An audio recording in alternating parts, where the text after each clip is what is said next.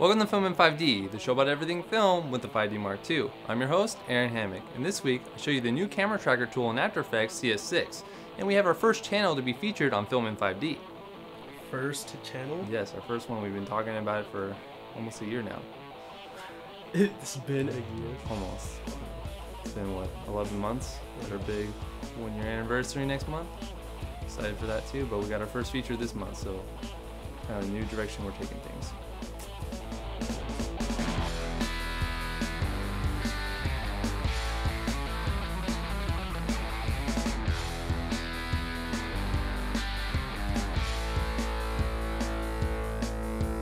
Okay, so about a month ago, we announced that since we passed 1,000 subscribers, we would feature one of you on the first episode of every month. This is a way for us to give back to our loyal subscribers and help them attain a wider viewing audience. And today, we have our very first winner. Congratulations to TheBasicFilmmaker for being our first featured channel. You can check him out at TheBasicFilmmaker.com and visit his YouTube channel at the link below, where you'll find weekly filmmaking tutorials like green screening, gear reviews, and a variety of DSLR-focused tutorials. What I enjoyed about his channel is that he has a very quirky style, which is both refreshing and different from other filmmaking podcasts.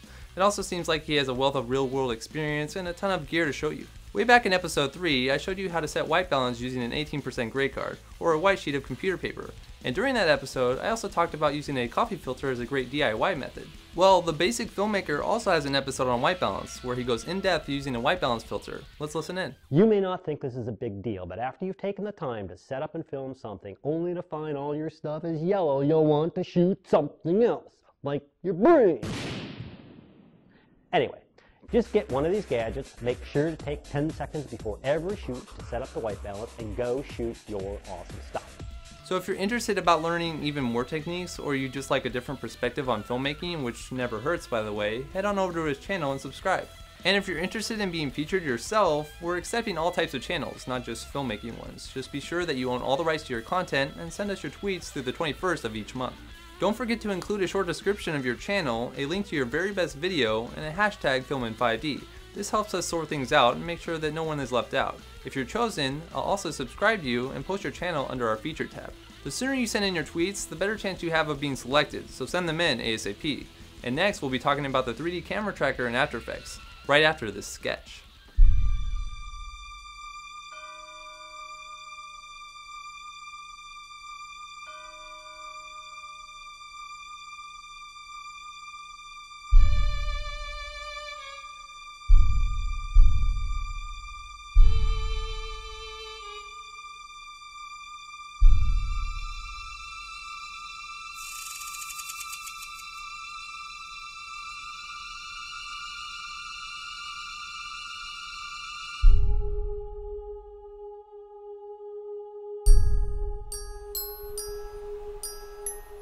Is this your favorite sketch? And we're back. So this week I wanted to go a bit more in depth with the new camera tracker in After Effects CS6. I actually used the tracking capabilities of this great new tool to place text within the last sketch, but you can use tracking to do so much more, including adding signs or posters to buildings and even blurring faces in a crowd. The first thing you'll want to do is track your camera footage. Right click your clip and select Track Camera. Now I usually go under the advanced settings and select Detailed Analysis. This takes a bit longer but gives you more points to work with. But you can continue to work on other things because, like the warp stabilizer, this effect analyzes in the background. Once it's done analyzing, you'll see thousands of points. For the best result, you'll want to look for 3 points on the surface you wish to track that are visible from start to finish. And when you have your triangle selected, right click and you have several options to choose from, including text, null, and solid layers. Now, I usually prefer to use null layers, that way I can link multiple solids, effects, and text layers to a single tracking point. But if you're just adding in one piece of text, you can speed things up by creating a text and camera layer here. If you're using a null layer like me, make sure that whatever layers you wish to link to your null are set to 3D. You'll then have to rotate and reposition your text layer, but always remember to use the anchor point of your layers rather than the position when doing this. And now you have text within your scenes. I've also found that you can make your text or other objects even more organic by rotoscoping parts of your foreground so that layers you're adding appear behind certain objects. You can also experiment with 3D lights and drop shadow effects in After Effects to further sell the look. But that's it for this week. I'll be doing a much more detailed episode about diegetic text down the road when I've had more practice. Until then, you can send your questions to me via @mentions on twitter.com/AaronHammock, follow the show's Twitter @FilmIn5D, and send in your tweets for a chance to be featured next month. Remember that you have until the 21st of this month to do so. and like our Facebook page at this link here. I'll be back next week with some free pizza for everyone. Orange creamsicle. Why? Why did you say that? That's what your shirt reminds me of. Yeah? Should I be offended? I like orange creamsicles, doesn't everybody? Yeah, it's not meant to be offensive. I'm just saying. Are you sure? Yes, I'm pretty sure. That red shirt you're wearing isn't exactly the nicest shirt. It's like ketchup. Okay. See you next week. How many late night talk shows are there? You got David Letterman, Jay Leno, Conan O'Brien, Jimmy Fallon, Jimmy Kimmel.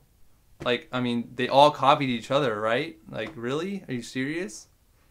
Like, get out of here, man. I think they're all 100% original. Huh? I think they're all 100% original.